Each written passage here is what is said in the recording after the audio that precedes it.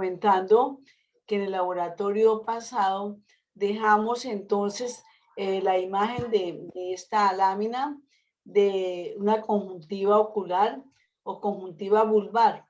Acuérdese que entonces de la córnea se prolonga el epitelio anterior de la córnea, estratificado, muy organizadas sus capas, estratificado plano no queratinizado, se va a continuar entonces por toda la superficie, cubriendo la esclerótica, como vemos acá, que se denomina esta membrana que se llama conjuntiva ocular o conjuntiva vulvar. El epitelio de esta conjuntiva, como estamos recordándolo hoy, es un epitelio estratificado plano, no queratinizado. Vemos acá las capas más externas, se ven los núcleos aplanados de las células epiteliales y vemos entonces que este epitelio tiene ciertas prolongaciones del tejido conectivo que son las papilas. O sea, aquí sí hay papilas. En la córnea, en el epitelio anterior de la córnea no hay papilas. Siempre la membrana basal sigue muy lineal porque es un medio, ese epitelio anterior es un medio transparente. Entonces, eso que no, nada hay que impide el paso de la luz a través de él. Entonces, por eso acá, en esta capa, en la conjuntiva, que es lo que tenemos acá, de color blanco después de la córnea, entonces vemos acá, el epitelio es también, y tiene un tejido conectivo que es como una lámina propia, tejido conectivo que le vemos acá, denso, irregular, pero realmente no tan grueso. Hay algunos vasitos capilares pequeños, algunos vasitos pequeños, pequeñas arteriolas, algunos linfáticos, pero es una membrana conjuntival bastante, que vemos que es bastante transparente, por eso ese color blanco de estas fibras colágenas, como decía una profesora, colágenas blancas, porque todas las fibras colágenas son blancas. Entonces, vemos acá que está la esclerótica, que es realmente cubierta por la conjuntiva. La conjuntiva ocular se sigue por toda esta parte, desde el limbo esclerocorneal, va cubriendo la esclerótica hasta el fondo de saco conjuntival. En ese fondo de saco conjuntival, este epitelio entonces viene y se extiende y se proyecta por toda la superficie o la cara posterior del párpado, que va a formar entonces la conjuntiva palpebral, conjuntiva del párpado. Entonces la conjuntiva del párpado y la conjuntiva ocular, pues obviamente estamos desde el fondo de saco, va entonces a recubrir esa cara posterior del párpado. Pero el epitelio en el párpado cambia. Ya no es este epitelio estratificado plano, sino es un epitelio estratificado cilíndrico. Entonces vamos a tener ese cambio.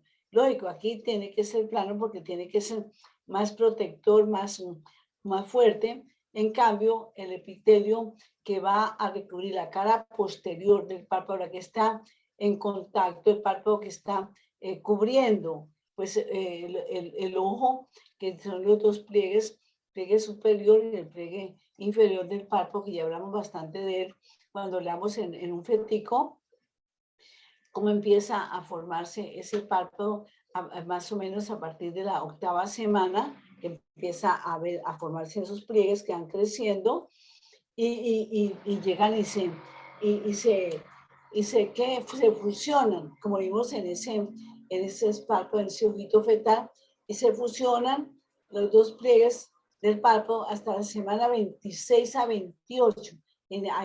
Entonces ya se separan los dos pliegues y ya ese petico ya puede entonces abrir o cerrar los ojitos, sujetarlos con el líquido amniótico, que es lo que va a tener entonces en esa etapa de su vida intrauterina. Entonces yo tengo acá esta imagen y vamos a entrar entonces en la estructura del párpado. Cuando vemos acá, entonces en este corte, Este corte es un corte sagital.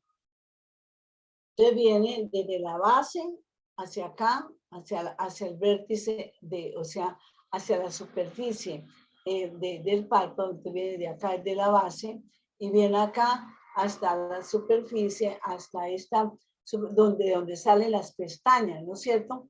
Estas son las pestañas que tenemos acá. Y entonces ese corte sagital, pues lógicamente que vamos a verlo por todo el centro de ese párpado. Está el músculo orbicular del párpado o músculo tarsal, estratificado plano, músculo tarsal, que es un músculo estriado esquelético. Entonces, sobre todo el párpado superior, que es el que tiene la movilidad permanente para abrir y cerrar, eso es lo que tenemos acá, por todo el centro, este músculo orbicular, tanto la parte superior como inferior, pero como ustedes ven, es más desarrollado, más activo, pues el parpadeo que nosotros hacemos permanentemente para aumentar el ojo, la córnea, eso lo hace sobre todo el párpado superior. Por el centro, entonces, está este músculo estriado esquelético. Entonces, por toda la cara posterior, que está en contacto con el ojo, esa conjuntiva que les mostré ahora, la conjuntiva ocular, continúa desde el fondo de saco conjuntival, continúa. Entonces vamos a llevar acá, perdón, por acá, va a continuarse con la conjuntiva del párpado. Esta es la conjuntiva del párpado, esta es la cara posterior, y entonces vamos a tener acá un epitelio. Yo les dije que cilíndrico estratificado, ¿no es cierto? Entonces aquí vemos, tiene células caliciformes, está aportando, esas células caliciformes está aportando algo de moco, pues obviamente que viene a ingresar también dentro de ese líquido lacrimal que se está formando, donde que están produciendo las glándulas lacrimales, que está aumentando, protegiendo, aportándole todos los elementos que ustedes ya saben que contienen las lágrimas. Si vamos entonces de atrás hacia adelante, vemos entonces de esta conjuntiva palpebral, tenemos el tejido conectivo, acá, que ustedes ven acá, estamos viendo que hay bastante, que es bastante celular, sobre todo hay linfocitos ahí, estamos teniendo linfocitos, algunos plasmocitos, está el sistema inmunológico bastante presente, porque forma pues una barrera, ¿no es cierto?, inmunológica. Ellos están ahí listos para cualquier, microorganismo o virus que lleguen, pues ellos están ahí listos, están en alerta permanente. Esto estamos hablando de la conjuntiva. El tejido conectivo, que tiene acá, un tejido que tiene fibras colágenas, algunas elásticas, vasitos sanguíneos, fibras nerviosas, haces pequeños de fibras nerviosas. Y veo acá, a todo lo largo de esta capa, como estamos nuevamente, ves un corte transversal que viene de acá, de la parte del pliegue hacia acá. Estamos viendo esta glándula, que es una glándula de meibomio o glándula tarsal. Esta glándula tarsal. ¿Corte sagital dijiste o corte transversal? Este es un corte, el párpado es un corte sagital. Entonces las glándulas van a quedar acá como en corte transversal, ¿sí? El corte transversal, mire, porque aquí está el borde del párpado, donde están las pestañas con sus estructuras que la acompañan.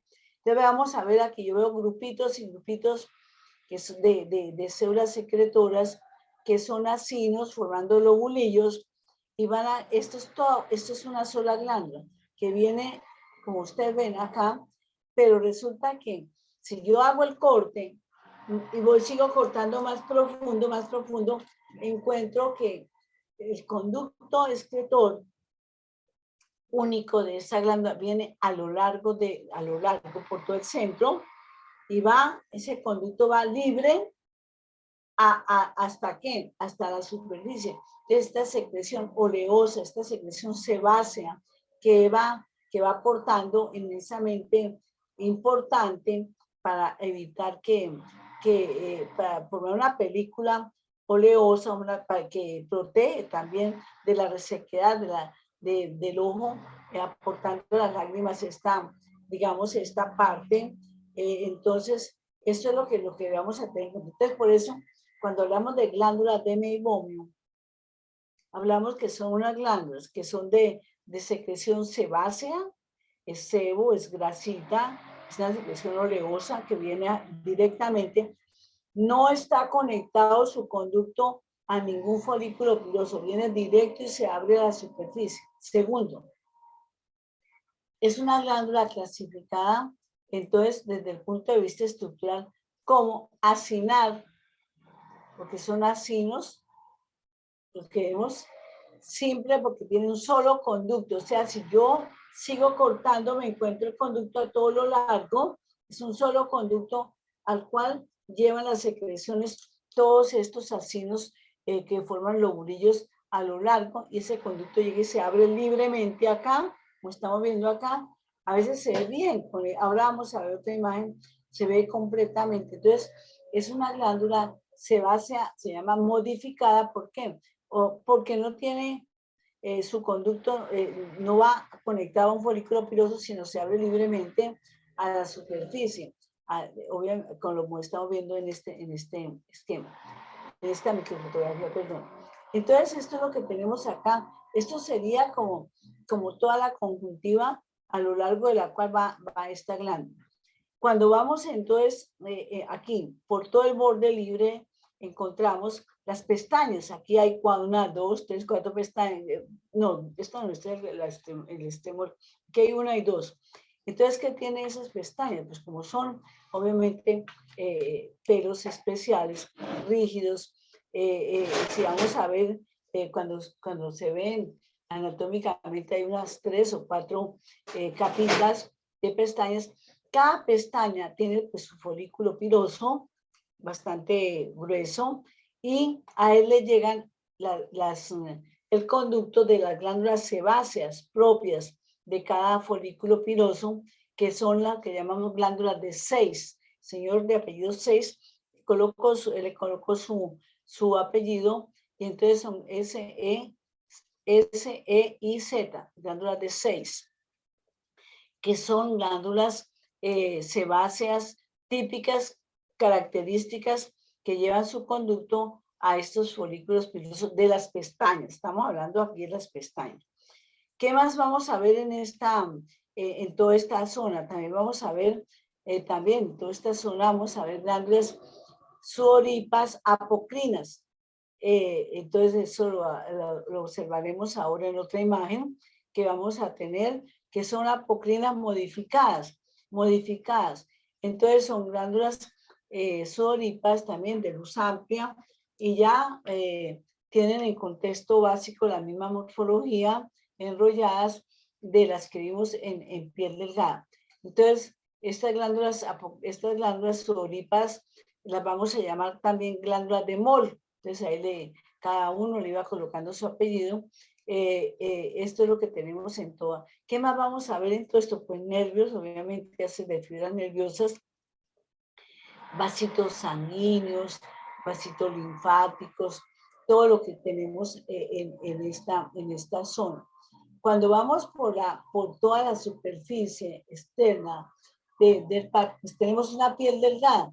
Esta es la piel delgada que estoy mostrando acá, y esa piel delgada es bastante delgada, que tiene una epidermis muy delgadita, tiene una dermis, como estamos viendo acá, hay pocas papilas, pero aquí las estamos viendo, y el resto es la dermis reticular. ¿Qué hay acá? Pues folículos pilosos, pero esos folículos pilosos son muy pequeñitos, porque prácticamente todos estos pelitos que forman como una alfombrita muy delicadita, vamos a tener folículos pilosos muy pequeñitos, y aquí vemos uno en corte longitudinal, y obviamente vamos a tener también glándulas sebáceas que están en contacto con esos folículos pilosos en toda la piel delgada del párpado, por toda la superficie. ¿Qué no hay? No hay tejido adiposo, no hay músculo piloerector, ni acá, ni tampoco en las pestañas, ¿no es cierto? Porque yo les decía, si tuviéramos músculo piloerector en las pestañas, imagínense que cada vez que nos metían un susto, tenemos alguna, y quedaríamos con las pestañas paradas. Entonces, entonces quiero eso hacerlo para que recuerden exactamente por qué no hay acá folículos, no se han desarrollado. Son partículas. ¿Qué más tenemos por toda esta parte? Pues vamos a tener glándulas sudoríparas ecrinas. Hay unas glándulitas que están sobre todo hacia la base del pliegue del párpado que va a ser glándulas llamadas de Krauss, que también son sudoríparas. Entonces, pero lo que vemos acá en este párpado es eso, sencillamente una piel delgada con algunas particularidades como la que le estoy señalando, una conjuntiva por donde van las glándulas de meibomio que aportan la mayor cantidad de sustancia oleosa a qué, pues al líquido lacrimal, y tenemos aquí las pestañas con sus folículos pilosos, con sus glándulas de 6 que son sebáceas, y las glándulas de Mohr que son apocrinas modificadas. Nervios, haces de nervios que vienen a traer la inervación a este músculo, haces de nervios que van, o pequeñas fibras que van a llevar la inervación, que son vasomotores para todos estos vasitos sanguíneos que se encuentran acá. Esto es la estructura que estamos observando en este corte de párpado.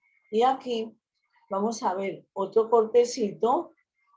El indicador está mostrando el conducto, el único conducto que tiene a lo largo de esta glándula tarsal o glándula de meibomio. Todos estos son lobulillos formados por grupos de acinos.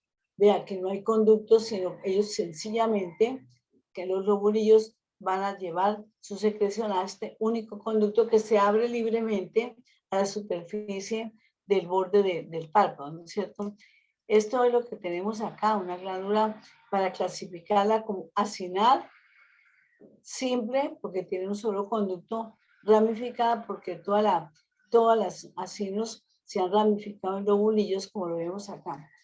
Por acá en esta zona estoy viendo también esto, como unos tubitos que pueden ser, no, en este momento no puedo, pueden ser glándulas ecrinas sudoríparas, o pueden ser pequeñísimos folículos si estamos en la zona que vamos hacia la pérdida, pero de todas maneras, sobre todo glándulas ecrinas sudoríparas, o de pronto también glándulas de Krauss que también son de secreción serosa.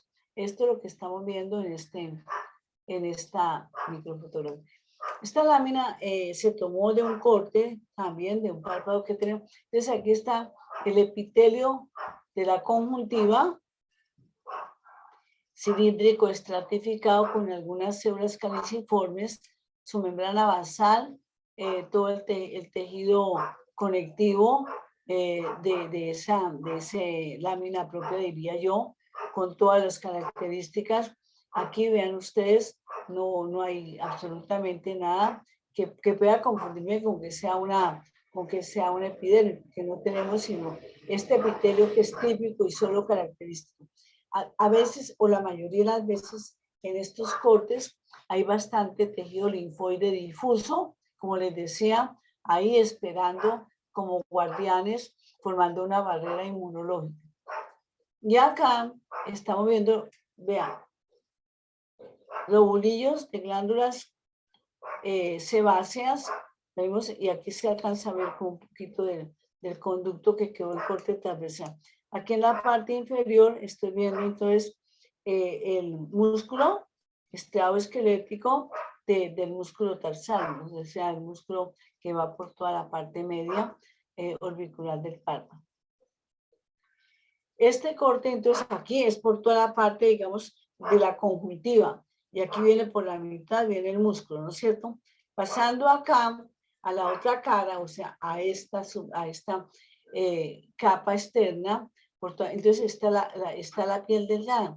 Entonces miren acá el epitelio obviamente, estratificado plano, queratinizado del epidermis, bastante delgada, folículos pilosos con glándulas sebáceas normales, folículos pilosos en corte, con glándulas, no quedaron, a veces quedan acá los pelitos y a veces tenemos otros cortes donde se ven esas vibrisas, esos pelitos pequeñísimos rodeados de 1, 2 o 3 o 4 capitas de células que corresponden a realmente a las capas de los folículos, de la parte que corresponde a ello.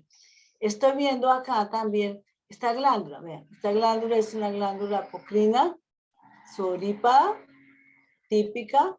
Aquí estoy viendo otro cortecito, pero acá este es un folículo piloso que estamos observando en esta parte del tejido conectivo de toda esta dermis. Como ven, no hay músculo piloerector. ¿Ah? Como ven, tampoco hay tejido adiposo, es algo, digamos, son particularidades. Y aquí en la parte de abajo, que sería el centro, está el músculo piloerector. Esto es todo lo que tenemos acá para que podamos entonces observarlo muy bien. Cuando vamos entonces, si tienen alguna pregunta al respecto, si tienen algo que quieran ustedes entonces preguntar o de pronto aportar, estamos en ese encuentro para que ustedes aclaren este momento que ya, porque la semana entrante vamos a pasar a otro contexto de otro laboratorio. Tengo entendido que se va a revisar en el laboratorio oído interno. No sé si habrá quedado, porque todavía no sé. Profe, yo tengo una pregunta. Claro, cuéntame. El músculo que se ve en la parte de abajo, ¿sí es piroerector? O sea, ahí sí habría piroerector. No. Este es, Ah, esta es la parte central. Este es el músculo auricular del párpado. ok. El músculo tarsal, que es grande, por todo el centro. Mira, es este músculo, ¿sí? Entonces, ahorita ya Ujú. estamos revisando, lo que estamos revisando ahora era esta parte. O sea, ¿sí? La parte estamos viendo la conjuntiva con las glándulas tarsales o de meibomio y el epitelio cilíndrico estratificado, un cero de ese epitelio y todo lo que... Ahora pasamos, entonces pasamos acá. Entonces, el corte viene, vamos a pensar que sea por acá, sí. ¿Sí? Entonces queda un poquitico de músculo acá y Ah, ok. el resto de la piel, ¿cierto? La piel delgada que tenemos acá en contexto. Entonces vamos a ver acá, miren. Entonces aquí está el Entonces, ese es de tarsal. tarsal, sí. Ah, listo. Esto es la piel delgada con los folículos pilosos, con las glándulas sebáceas que están ahí. Vean, ustedes ven aquí las glándulas que están conectadas con cada uno de los folículos, ¿sí? Vemos las glándulas sudoríparas apocrinas, ¿bien? ¿Bien? Y que son glándulas modificadas. Y todo el músculo y todo el tejido de la dermis que no hay, que no hay músculo piloerector, no hay tejido adiposo. Vean, Ujú. no hay tejido adiposo, es una cosa, por eso es una piel especial, ¿no es Sí, cierto? señora. Listo. Muchas gracias. ¿No? Con mucho gusto. Vamos ahora a las glándulas lacrimales. Si vemos este corte así con rapidez, yo podría confundirme de pronto y decir, ajá, esta es una glándula parótida, una glándula de las salivales mayores que se encuentran, esto que llevan su secreción a la cavidad oral. Porque esta es una glándula túbulo, las glándulas lacrimales, son glándulas túbulo-acinares compuestas, TAC, que llamamos familiarmente. Está formado por acinos, que en este caso son serosos, vean, acinos serosos con núcleos redonditos y toda la secreción serosa, líquida, acuosa, con proteínas, con lisocimas, que llevan también a los anticuerpos que toman de los plasmocitos que están por aquí en el tejido conectivo, todo ese líquido seroso que ellas van aquí a la luz de esos acinos. Este líquido que ellas producen, entonces va a la luz. ¿Por dónde va? Entonces, ¿a dónde se conecta? Cada sino va conectado a un conductico muy pequeño que se llama conducto intercalar en la glándula salivar. Aquí juega lo mismo. Y los conducticos pequeños intercalares van a unos conductos más grandecitos como este que estoy mostrando acá, que tiene epitelio cilíndrico simple, que son los conductos estriados. Intralobular, estamos dentro, esto es un lobulillo o parte de un lobulillo, este también, estos también, entonces es lo que estamos mostrando en esta fotografía. Tenemos acá, entonces, ¿qué pasa? Recordando en ustedes, los acinos serosos liberan una secreción isotónica. ¿Qué quiere decir isotónica? Que tiene la misma concentración de cloruro de sodio, que está balanceada intra y extracelularmente, con una membrana semipermeable, ¿cierto? Solamente separada. Cuando nosotros hablamos de un suero fisiológico, es una solución isotónica. Cuando tiene más cloruro de sodio, entonces ya es hipertónica. Si tiene menos cloruro de sodio, será hipotónica. Entonces, ¿qué pasa? Aquí, entonces, tenemos que la secreción es isotónica, está en equilibrio. Entonces, ¿qué pasa? A lo largo de cuando pasa esta secreción por este conducto estriado intralobulillar dentro del lobulillo, entonces cambia la osmolaridad. Entonces se incrementa el sodio que va hacia la luz y el potasio entonces se libera hacia dónde, obviamente a los vasitos sanguíneos, ¿cierto? Que hay alrededor del tejido conectivo.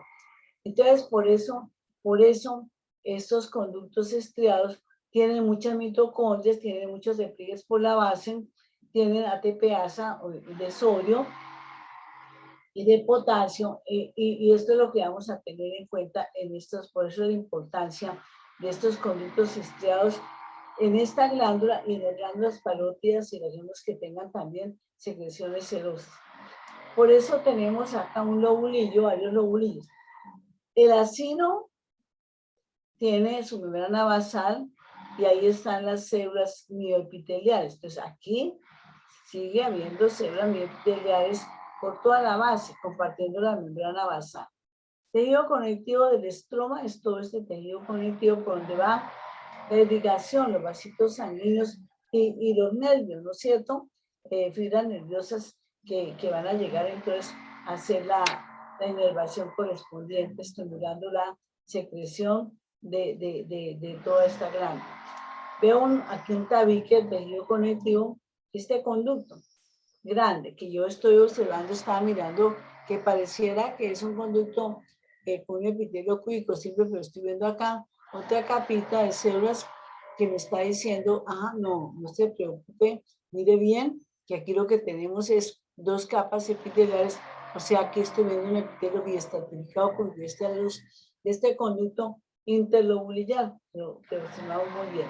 Pues esta es la estructura de una glándula lacrimal, que cuando vimos las primeras imágenes de este pico, ese pico que observamos, vimos que las glándulas estaban formando aquí por fuera de la esclerótica, en el tejido mesénquimo, como grupitos de tubitos, y que después esos tubitos fueron ramificándose y terminando formando acinos para hacer una glándula túbulo-acinal compuesta.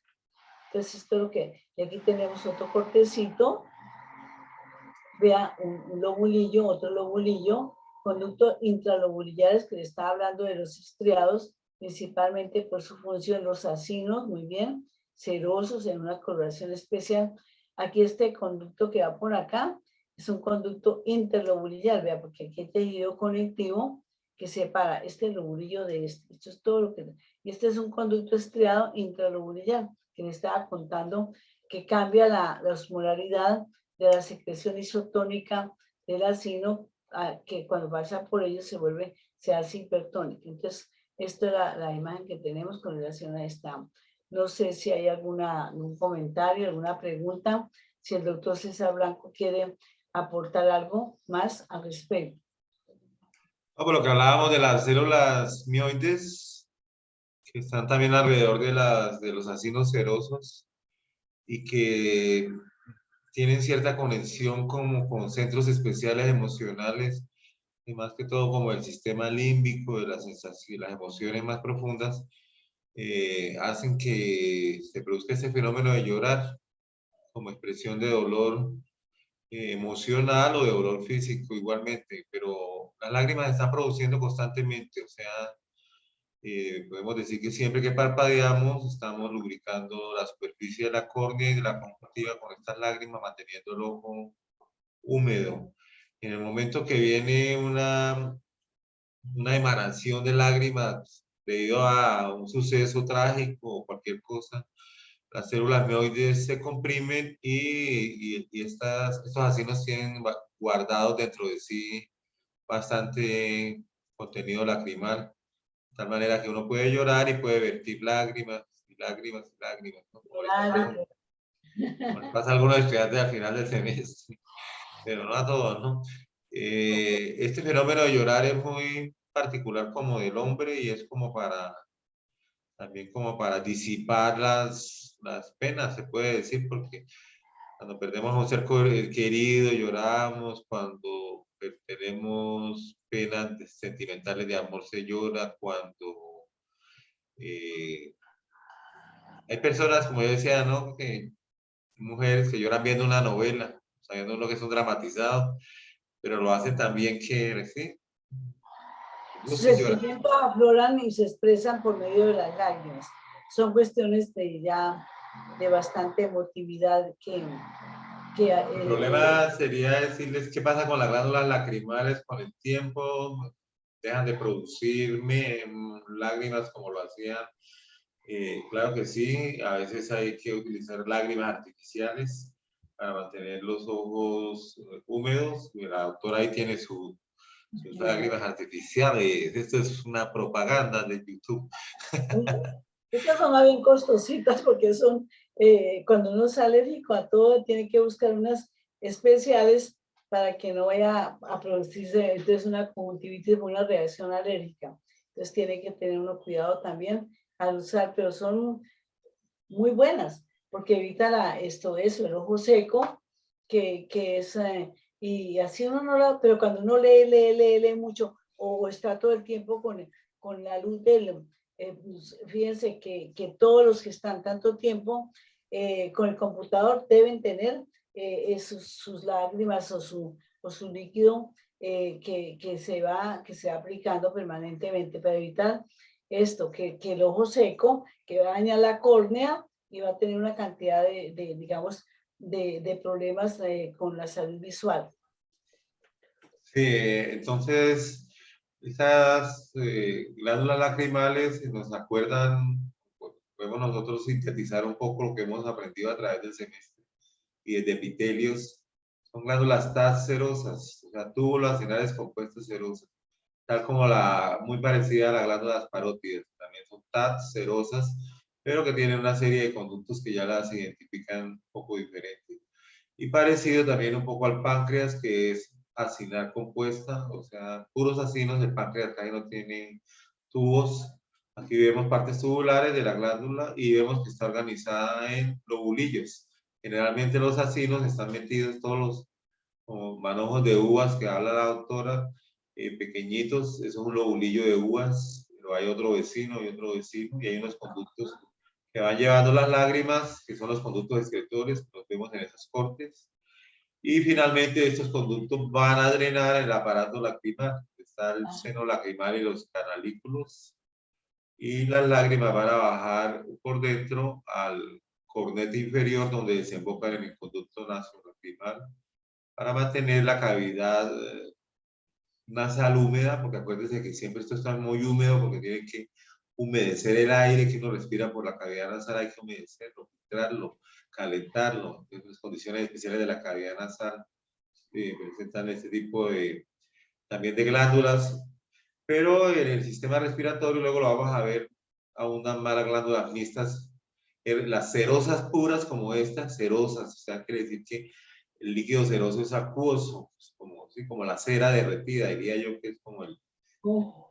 ¿no? Es proteínáceo. Cera viene de suero, más bien. ¿Sí? Ceroso, viene de suero, sí.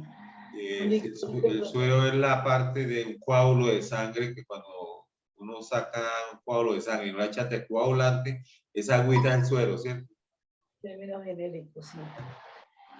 Bueno, entonces, se Yo dice quería, también que pues, hay discusión sobre los géneros, que los hombres lloran menos porque tienen testosterona y pues son menos sensibles a emanar lágrimas por algún suceso, aunque también pues se hace, ¿no? Generalmente ya cuando uno envejece como que se vuelve más sensible, tal vez porque también le baja la testosterona. La testosterona lo mantiene como uno más fuerte y genérico. Pues uno se da cuenta así cuando asiste a los cumpleaños de las personas que tienen 65, 70 años, ellos se sienten a veces como mal de ver que, ¿no? Y que esto pues ha pasado gran parte de su vida y pues uno siempre quiere, de las personas son más sentimentales y lloran cuando les cantan el Happy Birthday. Dicen que no hay 2 minutos que duren más en la vida que cuando le cantan a uno el Happy Birthday, y que se acabe rápido, etcétera. Bueno, entonces yo creo que podemos compartir ahora, si yo quiero quería, bien cómo es. el doctor está hablando de los cananículos, de los conductillos, de los, el epitelio que sale, entonces, a lo largo de estos canales lacrimales, en un inicio es un epitelio estratificado plano, pasa entonces a un epitelio pseudoestratificado cilíndrico, y entonces, y este conductillo se abre acá, vean el ángulo, vean ustedes acá, que a veces los niños nacen con problemitas de que esa parte del conducto no está completamente permeable y el médico tiene que de una vez entrar a hacer la corrección, porque imagínense que si esos canales no se abren directamente, pues va a tener problemas graves en la visión. Los bebés se presentan con alguna frecuencia. Lo otro que yo quería, entonces, ¿por qué lo que relacionado con el conducto nasolacrimal, que va, como estaba diciendo el doctor, va entonces ¿a dónde? Va al espacio nasal donde va a terminar la lágrima llegando entonces a las cavidades nasales. Pero quería comentarles lo siguiente. Esos conductos nasolacrimales, cuando estamos en el desarrollo de la cara, ¿sí? Formación de la cara, vamos a recordar que la cara se va formando a partir de un proceso, una prolongación que es frontonasal por toda la mitad. De ahí entonces se extiende entonces lo que se llama el perfil de la nariz, y de unos procesos nasolaterales se forma entonces lo que viene, lo que llamamos entonces también las alas de la nariz. Pero resulta que la cara entonces empieza, vamos a tener acá los procesos que están creciendo en la parte lateral, que vamos a ver con mucha claridad cómo se va creciendo estos procesos laterales maxilares que vemos acá, maxilares laterales, van creciendo. Entonces, pero inicialmente está muy separada la parte nasal de todos de estos procesos laterales, y entonces pero de salir creciendo este mesénquima y recubierto por ectodermo, cada vez se va creciendo y se va estrechando la unión hacia los procesos nasales que los tenemos en la parte central, y vamos a ver acá un tabique que se llama intermaxilar, de cual se forma la parte central del maxilar superior y la parte anterior del paladar primario, que se llama así. Entonces, ¿qué pasa? Primero, estaban muy separados los procesos maxilares laterales, y entonces al ir creciendo se van llevando la migración, el crecimiento del proceso hasta llegar acá. ¿Qué pasa? Entonces primero se ve un surquito, un surco a lo largo, nasolacrimal, después ese surquito, entonces esos dos pliegues se cierran aquí por la parte superior y se forma el conducto nasolacrimal que va a llegar, como decía el doctor, a los cornetes, y de cada lado de la nariz, y por eso las lágrimas van aumentando también toda esa mucosa nasal. Entonces, por eso quería hablarles de esta, porque hay anomalías congénitas en las cuales hay, entonces se mantienen, no se conectan directamente, no llegan, no hay migración completa. O entonces se forman lo que se llaman las hendiduras, que son las hendiduras nasolacrimales, porque no sé, porque quedó el surquito, pero no se llenó. Hendiduras, acuérdense que palatinas, hendiduras del labio superior, todas las hendiduras en el paladar superior que no se unen los procesos laterales con el proceso anterior. Entonces, todas esas anomalías congénitas que ahorita las están tratando con unas bellas actualidades en la cirugía, que vienen inclusive, vienen médicos del exterior haciendo campañas, sobre todo entre la población más, más vulnerable, la gente que no puede llevar a sus niños a una cirugía, y están entonces haciendo esos tratamientos quirúrgicos de paladar hendido, que antes le llamaba leporino, labio leporino, que no es muy, ahora digamos, muy elegante hablar de ello, sino hablar de paladar hendido, labio y paladar hendido, porque todas estas uniones, de pronto cuando hay la migración, se mantienen, como les estaba comentando. Entonces vamos a recordar esto, este aporte, digamos, como una correlación clínica embriológica que ustedes deben saber, porque son médicos ya, rapidito, el tiempo pasa volando, y van a encontrar mucho, sobre todo en las poblaciones rurales de ciertas zonas del país. Entonces vamos quería aportarles esto antes de continuar, entonces ahorita con el repaso que vamos a aprovechar con ustedes en este rato que nos... Yo veo que hay muy pocos alumnos, ya no estamos sino 11 alumnos, y nosotros vamos entonces a ver cómo corregimos esta. Entonces no sé si el doctor Blanco tiene algún comentario o quiere utilizar el material de... Sí, podemos hacerlo con el material que tienes, solamente para como repasarles y que quede. Lo primero que nosotros vemos cuando miramos el globo ocular, un corte sagital por toda la mitad del globo ocular, de adelante hacia atrás. Podemos tomar como referencia una estructura que es el cristalino. ¿Sí? Cristalino me va a separar el ojo, lo que está por detrás del ojo es el compartimento posterior, que es el que operan los retinólogos o los oftalmólogos retinólogos. Lo que está por delante del cristalino es el epitelio es el compartimento anterior, que está por delante del cristalino. Entonces, vemos el iris en rojo, que separa el compartimento anterior en cámara anterior y cámara posterior. Cámara anterior por delante del iris, cámara posterior detrás del iris, ahí con los procesos ciliares, o sea, la célula ciliar o el que llama el ligamento suspensorio del cristalino. Nosotros tenemos que tener detalles de cada parte, por lo menos acá estamos viendo las 3 túnicas del ojo.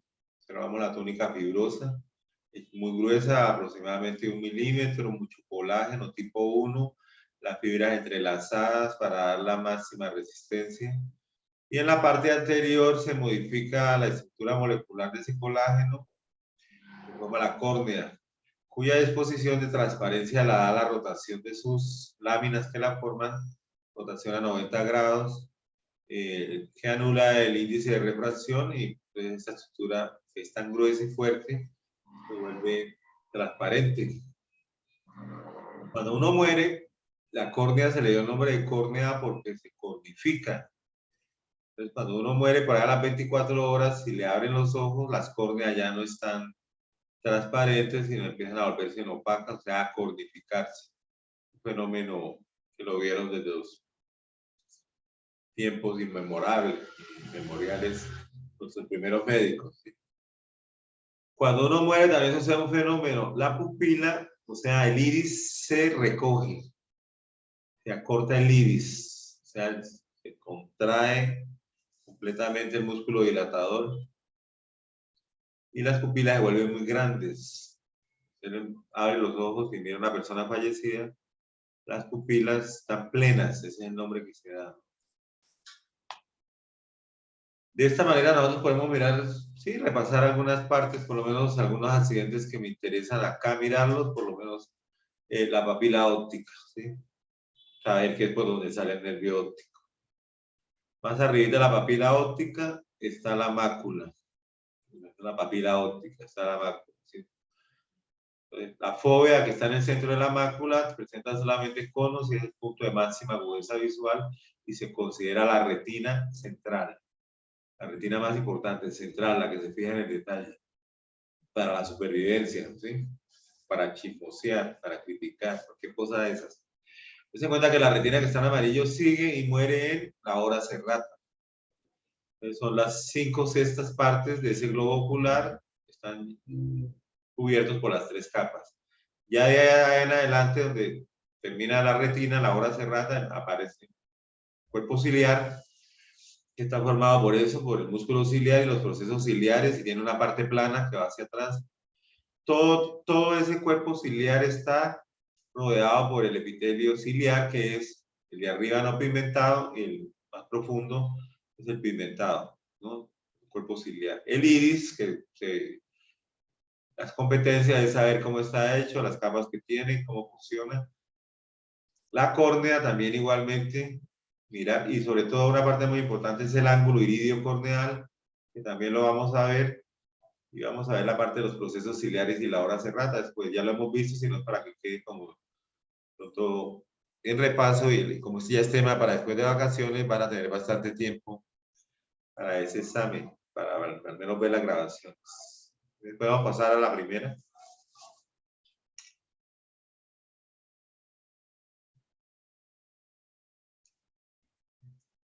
Todo esto es lo que nosotros conocíamos como el ojo fetal, ¿sí? Estamos viendo los párpados que están fusionados. Para los párpados, inicialmente el ojo está pelado, no tiene párpados, ¿sí? Él ve el fetico y le vienen los ojos así negritos, está formado. Pero crecen unos apéndices en la parte superior y en la parte inferior y se forman los párpados. Ellos se van creciendo hasta que se pegan en la hendidura palpebral. Es la que estamos viendo ahí en toda la mitad de la unión de los dos párpados. La hendidura palpebral. Entonces vemos el cristalino, ¿verdad? La hendidura. Vemos el músculo orbicular de los párpados que están formando.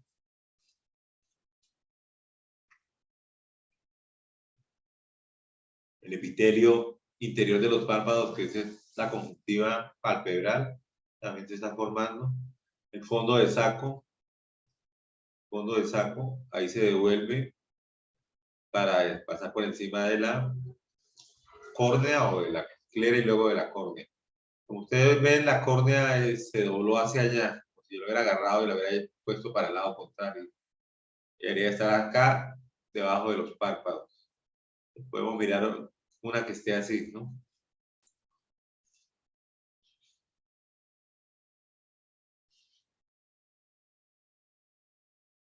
Ahí vemos la córnea.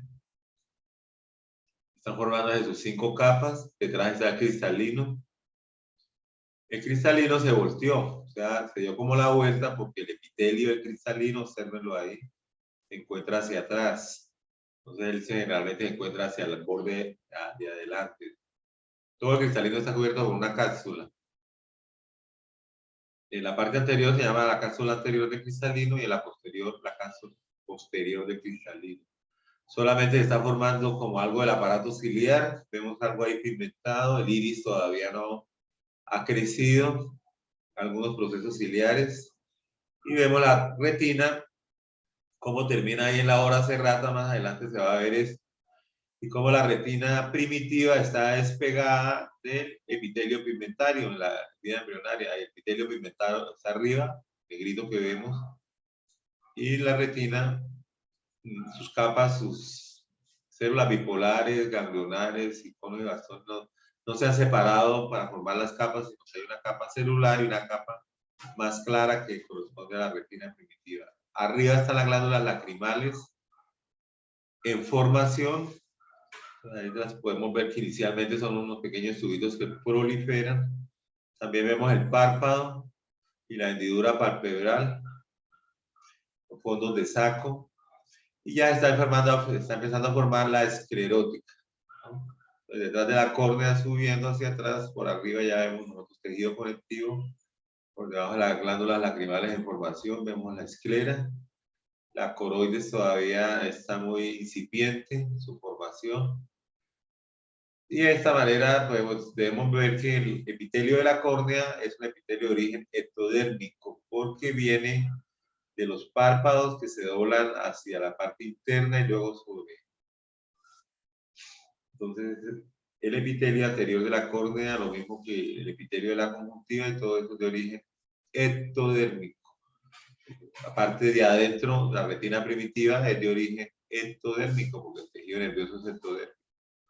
Y ya hay otros componentes que son de origen mesodérmico, como el estroma de la córnea, como el cristalino, como los músculos, etcétera, ¿no? Bueno, yo creo que esta la podemos pasar.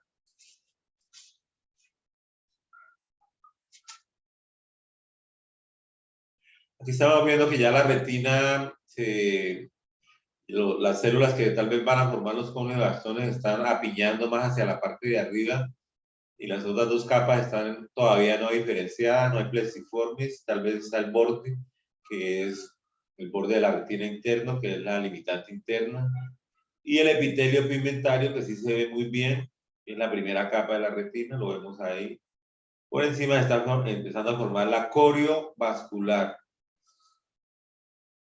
La corio capilar primero, que son capilares muy delgaditos, ahí estaría la membrana de Bruch, y la corio capilar más arriba todavía no se insinúa, y algo de fibroblasto formando de pronto ya la tónica fibrosa. Este estado todavía es solamente ampliamos para ver lo bonito que se ve el epitelio pigmentario, y que es el sitio por donde se desprende la retina, por el epitelio pigmentario, que está muy pegado a la coroides. Hay que tenerlo en cuenta porque es el sitio de desprendimiento de retina, que es común, sobre todo a veces cuando un golpe duro en la cabeza en un accidente puede desprender la retina. Una o las dos puede traer un problema gravísimo, ¿no? Entonces, debemos usar el cinturón de seguridad. Pasemos esto.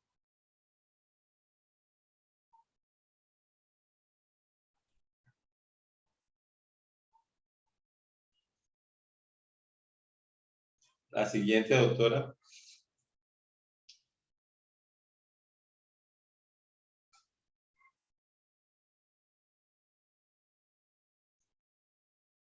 Acá, que el epitelio externo de la retina, que está separado inicialmente del resto del epitelio interno de la retina, que aquí está en crecimiento y después ya aquí se unió, pero sigue siendo un sitio donde en cualquier momento, por cualquier trauma, un golpe fuerte o una hipertensión, un glaucoma, se puede desprender este epitelio externo y del epitelio, de la parte interna de todo el resto de retina. Aquí todavía no están las prolongaciones externas de conos y bastones.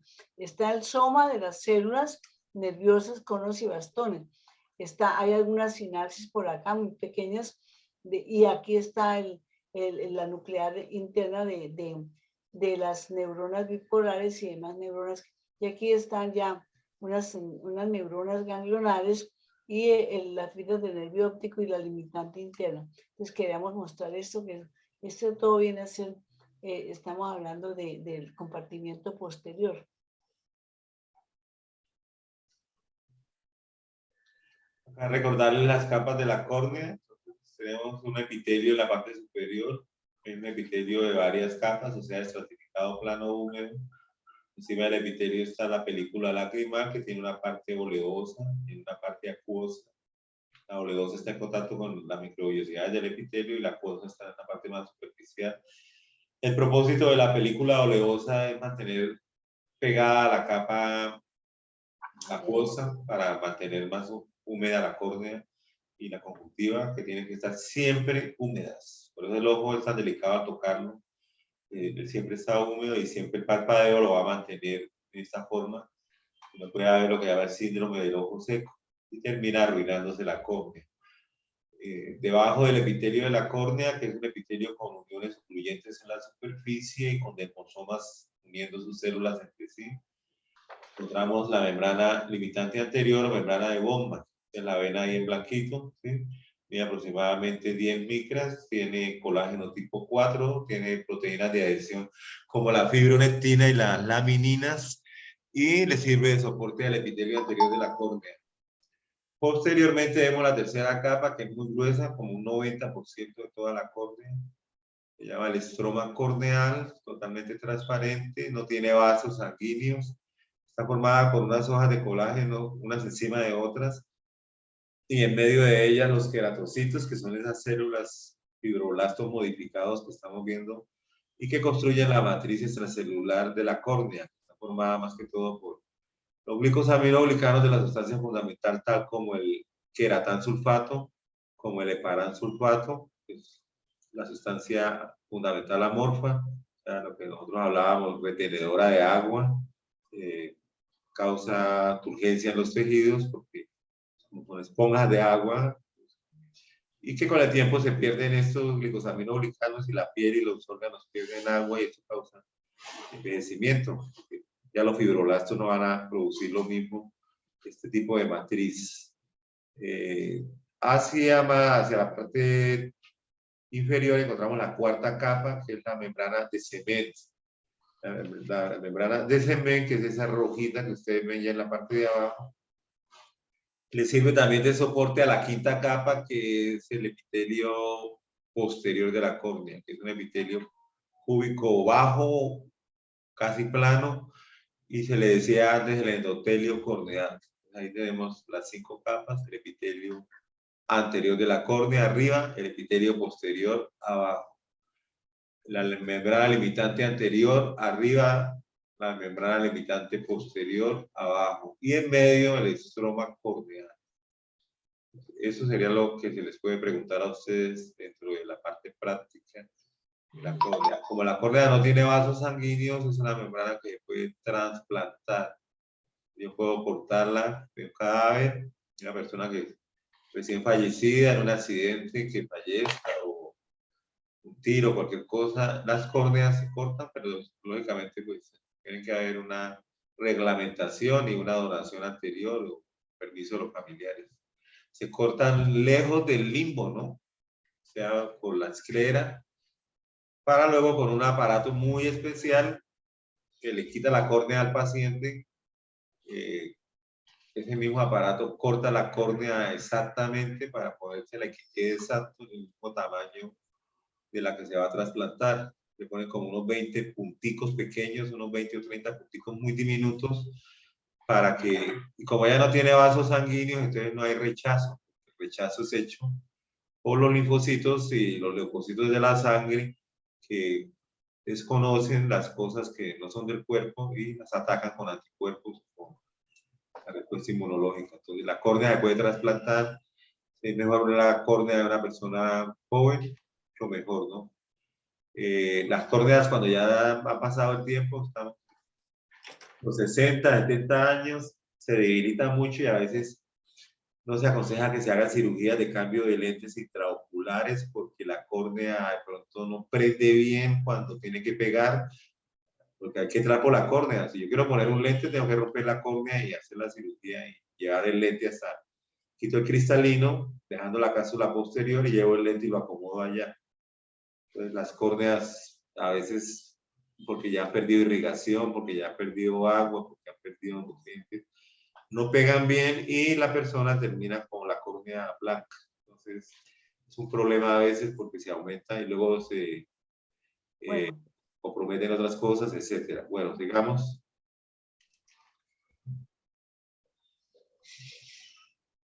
Acá estamos viendo lo mismo, solamente el epitelio que se ve más grande, vemos las células cúbicas, cómo van aumentando hasta las células planas de la superficie donde está la película lacrimal. Estas células tienen algunas microvellosidades.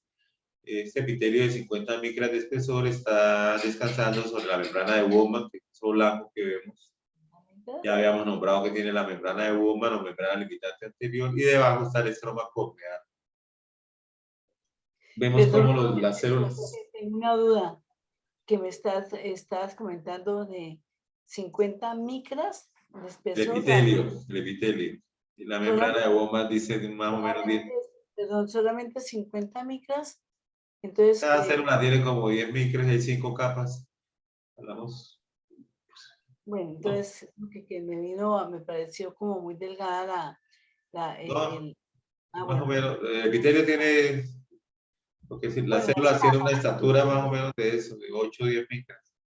Como así bueno, como los humanos tienen unos 70 de estatura, las células en general tienen una estatura, pues hay unas que se salen de eso, como las células planas, mesoteliales, que son anchísimas, ajá, bueno, muy grandes, pero son células planas, pero en su mayoría, pues, ajá, ahora ustedes ven todas esas capas como de, que van así como onduladas, eso nos indica que esas células son los queratocitos,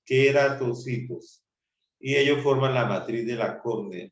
Entonces ellos van así por capas y en medio de ellos van capas de colágeno, capas de queratocitos, capas de colágeno, van rotadas así, 90 grados unas con otras para eliminar la retracción, como estaba hablando, y hacer que la córnea sea transparente. Si se rompe el epitelio y la membrana de Bowman o la membrana limitante anterior se lesiona y entra el estroma, se forma una cicatriz en la córnea que se llama leucoma. Y esa cicatriz, si es muy amplia, puede dificultar un poco la visión. Y si es más amplia, puede requerir un trasplante de córnea. Eso puede suceder. El epitelio aguanta bastante el roce porque tiene muchos desmosomas. Se puede quemar con pólvora, a veces se ve ese fenómeno, pero uno lo que hace es lavar y poner una gasa con agua encimita y decirle al paciente que espere, que récese, porque pues cuando uno se lesiona, lo que tiene que esperar uno es que pase el tiempo para que salir de esa injuria y de ese momento crítico que a veces le pasa a uno cuando tiene un problema de una lesión, un trauma, una fractura, cualquier cosa. Pasemos a la siguiente, por favor. Vemos la córnea aquí con una coloración diferente de Mason, el epitelio anterior, la membrana de Bowman y el estroma, no hay nada más que ver de ahí. El epitelio se ve bonito, se ve con sus capas y no tiene papilas como en la piel. La parte de abajo es completamente plana porque está sobre la membrana de Bowman o membrana limitante anterior. Hacemos la siguiente.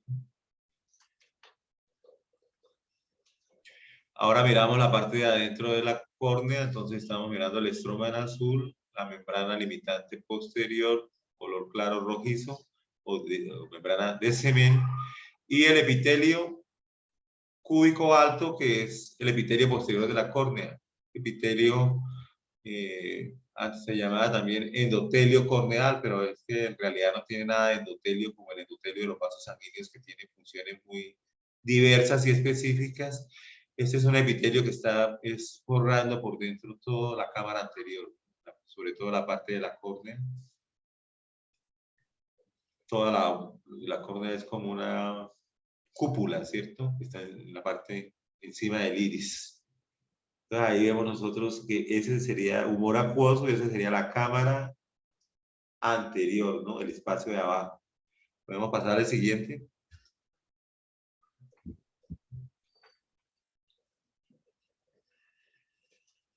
ya, ya la vimos, ¿cierto? No, la vimos con el otro grupo. Aquí es para ver de arriba abajo el segmento posterior del ojo, como vemos las tres túnicas, la túnica fibrosa, la de arriba, la rosada, ¿cierto? La túnica media, que la vemos entre esas dos carreteras negras, eso se llama la túnica vascular, que aquí en la parte posterior recibe el nombre de la coroides. La parte anterior se llama el cuerpo ciliar, esa túnica vascular. También se llama la uvea y hay una enfermedad que donde ella se inflama, se llama uveitis. Se caracteriza porque tiene gran cantidad de sangre que ya está retornando, sangre que va a nutrir el ojo, esa túnica vascular. Pero miremos la túnica fibrosa. Arriba, donde no vemos, está la primera capa de la túnica fibrosa, que sería la lámina epiescleral, ¿sí? Arriba no la vemos acá. La segunda sería todo este grosor, que es la sustancia propia de la esclerótica, que es colágeno tipo 1, con fibroblastos, fibras muy cruzadas, pocos vasos sanguíneos, máxima resistencia. Definitivamente es la cápsula del ojo, la que envuelve todas estas otras estructuras que son más delicadas.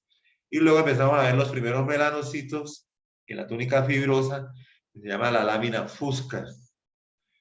Debajo de la lámina fusca vemos, empieza la coroides con la lámina supracoroidea, que es la que estamos señalando. Esa es más seguida, la otra se ve como a parches, la lámina fusca.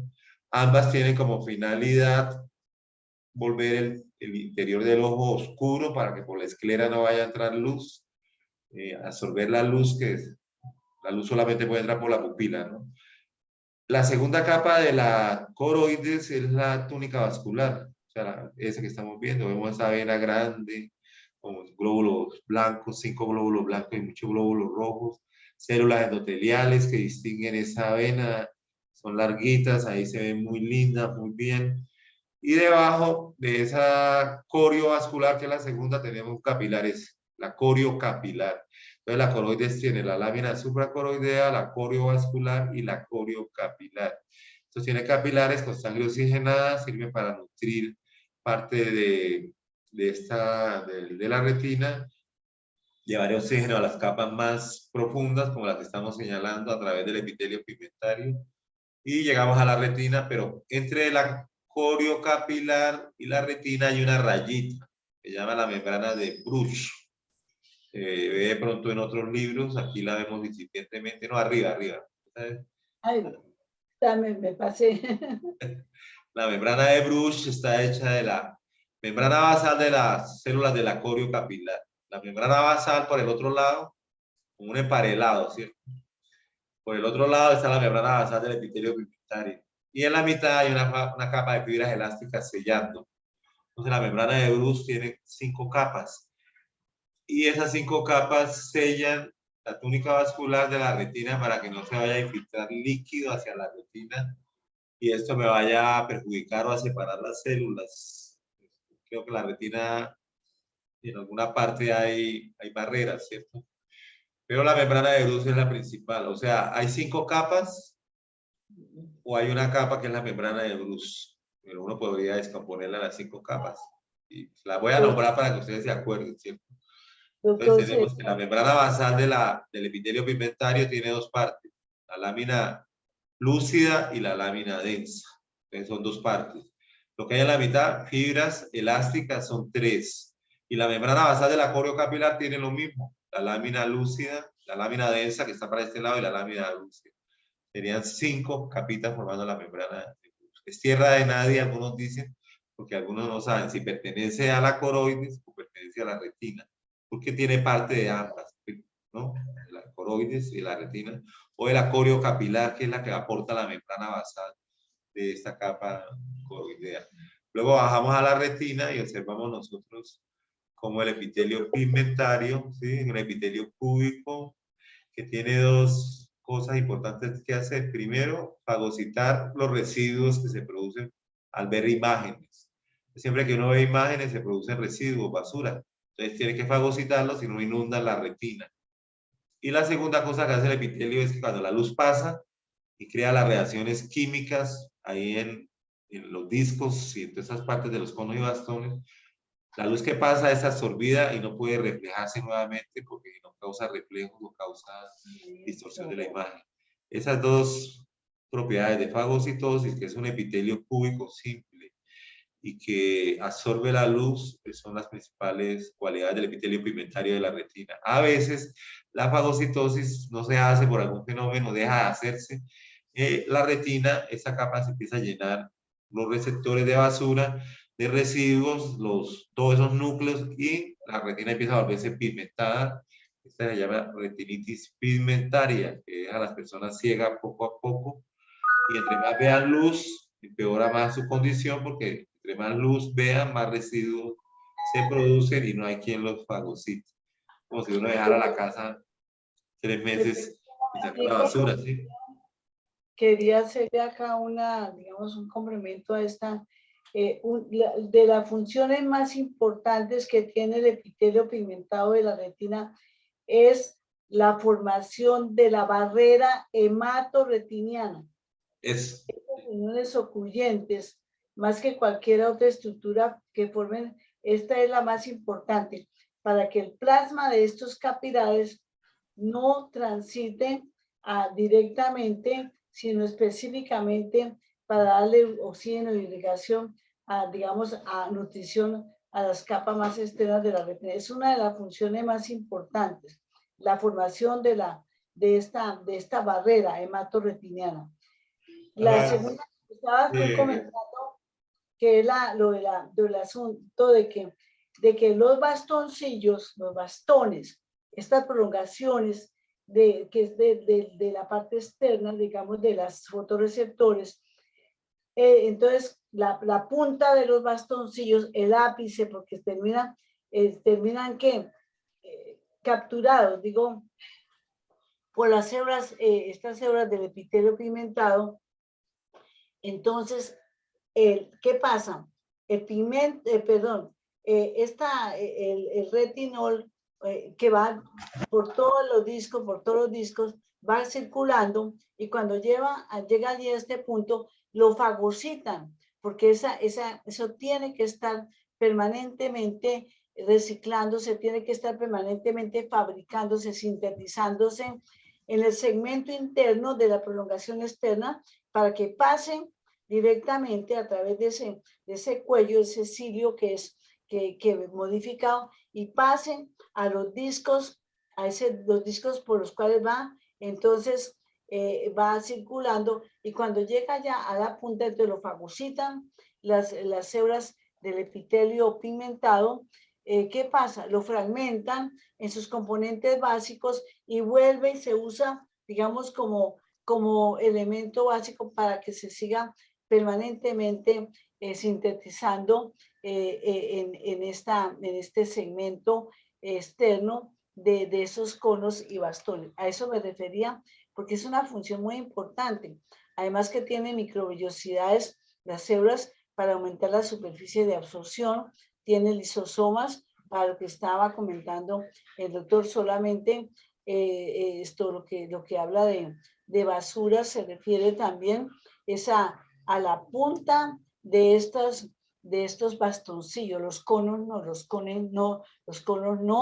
no entran en la célula, no son capturados, digo yo, por estas células del